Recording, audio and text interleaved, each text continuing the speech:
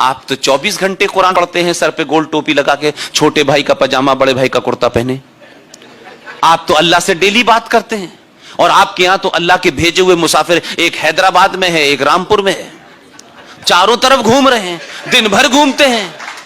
अरे भाई, अपने सीने पे हाथ रखो और ईमानदारी से बताओ, 2014 पे आपका अल्लाह के ऊपर से यकीन क्यों हट गया? 2014 से तो पहले मनमोहन सिंह भी ठीक ठाक आदमी था। 2014 के बाद भी अल्लाह ने भेजा है और आपको सुधारने के लिए भेजा, यह ध्यान रखिएगा।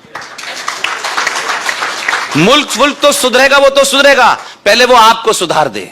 इसलिए आपने जीत वोट दिए, 90 करोड़ हिंदुओं ने वोट दिए, उसे किसी मुसलमान ने वोट नहीं दिया। यह गलतफहमी का शिकार मैं नहीं हूं, आप होना चाहते हैं तो होइए।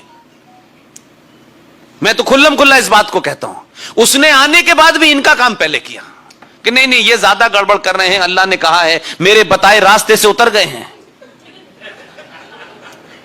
उन्होंने फरमाया है कुरान मजीद के अंदर कि जिन लोगों का अल्लाह पे ईमान है, जिनका मुसल्लत ईमान है, जिनका कंप्लीट ईमान है, जो अल्लाह के बताए रास्ते पे चलेंगे, अल्लाह फरमा रहे हैं उसमें, उन्होंने कहा कि मैंने तुम्हारे लिए सब कुछ दिया है, एवरीथिंग, लेकिन मैंने तुम्हें जिंदगी जीने के लिए कुछ रास्ते बताए हैं।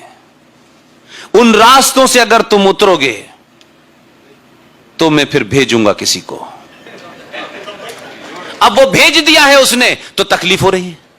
अरे आपको सुधारने के लिए भेजा है, आपको पता ही नहीं है कि 1400 साल में आप किस बीमारी से ग्रस्त हो गए हैं। इसलिए 15 साल की ठीक ठाक ट्रेनिंग गुजरात में देने के बाद दिल्ली भेजा, ताकि गलती ना करे, ठीक से ऑपरेशन करे। कहीं ऐसा ना हो कि सर्जरी में मरीज मर जाए।